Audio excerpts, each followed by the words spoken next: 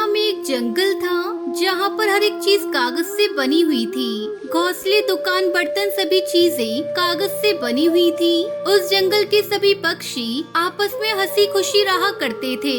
लेकिन कुछ शहरी जंगल के पक्षी उस जंगल में आते हैं और कागज से बने हुए जंगल में रहने वाले सभी पक्षियों से कहते हैं, देखो, यहाँ से जितनी जल्दी हो सके इस जगह को खाली कर दो। हमारे पास ऊपर से ऑर्डर आया है कि हमें इस जगह को तोड़कर यहाँ पर बहुत बड़े बड़े ईंटों के घोंसले बनाने हैं।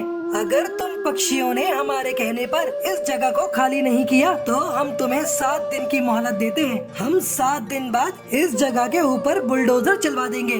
उसके बाद ना रहेगा कागज और ना रहेंगे कागज से बने हुए घोंसले। तब तक आप लोग हमारे इस वीडियो को लाइक और अगर आपने हमारे चैनल को सब्सक्राइब नहीं किया है तो जल्दी से सब्सक्राइब कर लें और कमेंट सेक्शन में जरूर बताएं कि आपको हमारी ये कहानी कैसी लगी। तभी वहाँ रह रही टुनटुनी चिड़िया उनकी बातें सुनकर उनके ऊपर जोर जोर से हंसने लगती है। अरे तुम्हें क्या लगता है कि तुम हमें यहाँ से जगह खाली करने के लिए कहोगे और हम बहुत जल्दी यहाँ से जगह खाली करके चले जाएंगे। अरे यहाँ तो हम पैदाइशी रह रहे हैं। ये हमारा जंगल है और ये जंगल के घोंसले जादुई कागज से बने हैं। तुम जितनी भी कोशिश कर लो ये नहीं टूटेगा। इसलिए समझदारी यही है कि तुम यहाँ से चले जाओ, नहीं तो हमारी लाल परी नाराज हो जाएगी। देखो, हमारे पास ऑर्डर आए हुए हैं। तुम सभी पक्षी यहाँ से जितनी जल्दी हो सके इस जगह को खाली कर दो। यहाँ कागज का अब कुछ भी नहीं बचने वाला।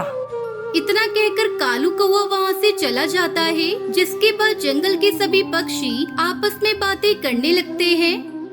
शहरी पक्षियों की धमकियों से हम नहीं डरने वाले। हम यहाँ इस जंगल में रहते हैं और कागज का व्यापार करते हैं। ये पक्षी हमें इस तरह से नहीं निकाल सकते।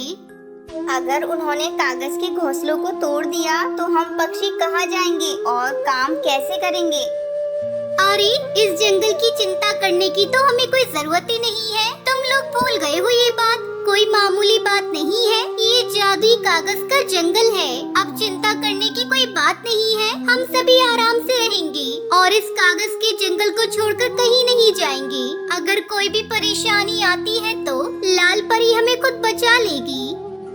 फिर जंगल के सभी पक्षी खुशी खुशी अपने घोंसले में चले जाते हैं। ऐसे ही धीरे धीरे पूरा एक हफ्ता बीत जाता है और एक हफ्ते के बाद शहरी पक्षी कागज के बने हुए घोंसलों को तोड़ने के लिए आ जाते हैं। हमने तुम्हें 1 हफ्ते का टाइम दिया था, लेकिन तुम पक्षियों ने हमारी एक नहीं सुनी। अब तुम पक्षी यहाँ से कहीं जाओ ना जाओ, लेकिन हम इस कागज के बने हुए घोंसले के ऊपर बुलडोजर चलवा कर ही रहेंगे। कालू को अपने पक्षियों को इशारा कर देता है, जिसके बाद वहाँ खड़े शहरी पक्षी बुलडोजर चलाना शुरू कर देते हैं। लेकिन उनके बुलडोजर चलाने के बावजूद भी कोई फायदा नहीं होता, क्योंकि कागज से बने हुए जंगल का एक भी सामान टूटता ही नहीं है। वो जैसा है वैसा का वैसा ही रहता है। ऐसा कैसे हो सकता है? मुझे तो यकीन ही नहीं हो रहा। इन कागज के बने घोंसलों में बुलडोजर चलाने के बाद भी ये घोंसले टूट क्यों नहीं रहे हैं? ऐसे तो काम नहीं बनने वाला। हमें एक एक करके कागज से बनी हुई चीजों को बुलडोजर के नीचे रखना होगा। तभी कालू की एक छोटी सी चिड़िया कागज से बने खिलौने से खेलती हुई नजर आती है। अबे ओ चिड़िया, तू अपना ये खिलौना मुझे दे। मैं तेरे इस कागज से बने हुए खिलौने को भी बुलडोजर के नीचे रखूंगा। मैं अपना हेलीकॉप्टर तुम्हें नहीं दूंगी। कालू को उस चिड़िया से जबरदस्ती उसका कागज का बना हुआ खिलौना छीन लेता है, जिसके बाद वो बुलडोजर के नीचे खिलौने को रखता है।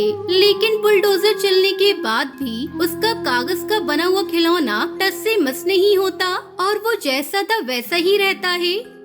आखिर ये सब हो क्या रहा है? मुझे तो कुछ समझ नहीं आ रहा। अगर ऐसे ही चलता रहा तो हम इस कागज के जंगल का एक दिन का भी टस से मस नहीं कर पाएंगे। कालू को ऐसा कह रहा था कि तभी वहाँ पर लाल परी प्रकट होती है और कालू से कहती है, ये कोई मामूली जंगल नहीं है। ये जंगल तो कागज का जादुई जंगल है। तुम इस जंगल का एक दिन का भी नहीं हिला सकते। कागज उखाड़ने की बात तो दूर रही। लाल परी को देखते ही कालू कौवा डर जाता है। अरे लाल परी, आप मुझे क्षमा कर दीजिए। हमसे गलती हो गई। हमें नहीं पता था कि यहाँ लाल परी का वास है। लेकिन मुझे ये अभी तक समझ नहीं आया कि ये जंगल जादुई क्यों है और आपने इस जंगल को जादुई कागज का जंगल क्यों बनाया है। कुछ समय पहले इस जंगल में तेज बारिश की वजह से सभी पक्षियों के घोंसले टूट गए थे। ये सभी पक्षी बहुत ज्यादा गरीब थे और गरीब होने के बावजूद टुनटुनी चिड़िया और कुछ पक्षियों ने मेरे पिताजी की जान बचाई थी। तब से मैंने इस पूरे जंगल को कागज का जादुई जंगल बना दिया ताकि गरीब पक्षी आराम से अपनी जिंदगी बिताएं। हमें माफ कर देना लाल परी, आज के बाद इस जंगल में कोई ईंटों का घोंसला नहीं बनाएगा। इतना कहकर कालू कौवा वहाँ से चला जाता है, जिसके बाद उस जंगल में कोई भी शहरी पक्षी कागज के घर को तोड़ने नहीं आता, बल्कि उस जंगल के सभी पक्षी अब शहर के पक्षियों को भी कागज का घोंसला बेचना शुरू कर देते हैं। देखते ही देखते कागज के बने घोंसले बहुत ज्यादा फेमस हो जाते हैं। फिर सभी पक्षी कागज के बने घोंसले में खुशी खुशी रहने लगते हैं। कुछ दिन बाद अचानक तेज बारिश शुरू हो जाती है और भयंकर बाढ़ आ जाती है। बाढ़ का पानी जंगल के सब पक्षियों के घरों में घुस जाता है और जंगल के पक्षी घर छोड़कर इधर उधर भागने लगते हैं। कड़कनाथ सेठ की हवेली भी बाढ़ से नहीं बच पाती, मगर टुनटुनी चिड़िया का कागज का घर बाढ़ में भी शान से खड़ा रहता है। ये कहानी कागज के खिलौने बनाकर बेचने वाली गरीब टुनटुनी चिड़िया की है। टुनटुनी चिड़िया अपने पति कालू कौवे और बेटी सुनहरी चिड़िया के साथ ढोलकपुर के जंगल में रहती थी। वो रंग बिरंगे कागज से तरह तरह के खिलौने बनाकर जंगल के बाजार में बेचती थी। लो भाई, आ गई टुनटुनी कागज के खिलौने वाली। कागज की नाव, कागज का घर, कागज के फूल, जो अच्छा लगे खरीद लो। आओ भाई आओ, कागज के खिलौने वाली आई। टुनटुनी, ये कागज की फिरकी और नाव कितने का है? तब तक आप लोग हमारे इस वीडियो को लाइक और अगर आपने हमारे चैनल को सब्सक्राइब नहीं किया है तो जल्दी से सब्सक्राइब कर लें और कमेंट सेक्शन में जरूर बताएं कि आपको हमारी ये कहानी कैसी लगी। ना कम ना ज्यादा, सब मिलके 50 रुपया का है, कहो तो तुम। हाँ दे दो टुनटुनी, पूरे जंगल में भी तेरे जैसे कागज के खिलौने नहीं मिलेंगे। टुनटुनी चिड़िया ऐसे सुंदर खिलौने बनाती थी कि देखने वालों की नजर उन पर से हटने का नाम ही नहीं लेती थी और इसलिए उसके खिलौने हाथों हाथ बिक जाते थे। एक दिन टुनटुनी चिड़िया जंगल के बाजार में खिलौने बेच रही थी कि तभी दो कबूतरी शहर के जंगल से टुनटुनी चिड़िया के पास आती है और उससे कहती है, हमारा कागज के खिलौनों का कारोबार है। हमने सुना है कि आपके जंगल में कई चिड़िया और कौवी कागज के खिलौने बनाती हैं। इसीलिए हम आपके जंगल में कागज के खिलौने बनाने की एक छोटी सी प्रतियोगिता रखने जा रहे हैं। उस प्रतियोगिता में जो पक्षी प्रथम आएगा उसे हमारी तरफ से 1 लाख का इनाम मिलेगा। टुनटुनी चिड़िया की दुकान के बराबर में सुंदरी कौवी की भी कागज के खिलौने की दुकान थी। लाख रुपए का इनाम सुनते ही सुंदरी की आंखें खुल गयी। अरे वाह, ये इनाम तो मैं ही जीतूंगी। वैसे भी सेठ जी से तो मेरी अच्छी खासी जान पहचान है, उनसे कहकर टुनटुनी को प्रतियोगिता में हिस्सा नहीं लेने दूंगी और फिर ये 1 लाख रुपए मैं जीत जाऊंगी। सुंदरी कौवी कड़कनाथ सेठ के घर जाती है और उसको सारी बात बताती है। 2.5 किलो का एक मारूं, तू फिक्र मत कर सुंदरी, मैं उस टुनटुनी से बात करता हूँ। वैसे भी उसके पति पर बहुत कर्जा है मेरा, वो मेरी बात नहीं टालेगा। हाँ चल मेरे साथ उसके घर। इतना कहकर कड़कनाथ सेठ और सुंदरी कौवी टुनटुनी चिड़िया के घर जाते हैं। अरे सेठ जी आप 2.5 किलो का एक मारूं। सुन टुनटुनी, अगर तुझे यहाँ रहना है तो तू इस कागज की प्रतियोगिता में हिस्सा नहीं लेगी। अगर तूने लिया तो मैं तेरे घर को आग लगा दूंगा और इस जंगल से बाहर फिपा दूंगा। इतना कहकर वो दोनों टुनटुनी चिड़िया के घर से चले जाते हैं। वही टुनटुनी चिड़िया डरने की बजाय उसका विरोध करने पे उतर आती है और कालू कौवे से कहती है, अरे हम किसके बाप का खाते हैं, जो उसकी धमकी से डरे। मैं उस प्रतियोगिता में जरूर भाग लूंगी। नहीं टुनटुनी, मान जाओ, तुम उसमें हिस्सा मत लो। सेठ का कहर हमसे बर्दाश्त न होगा। आप चिंता नहीं कीजिए जी, कुछ नहीं कर सकेगा वो सेठ। लाख मना करने पर भी टुनटुनी चिड़िया उस प्रतियोगिता में हिस्सा ले ही लेती है और प्रथम स्थान पर आती है।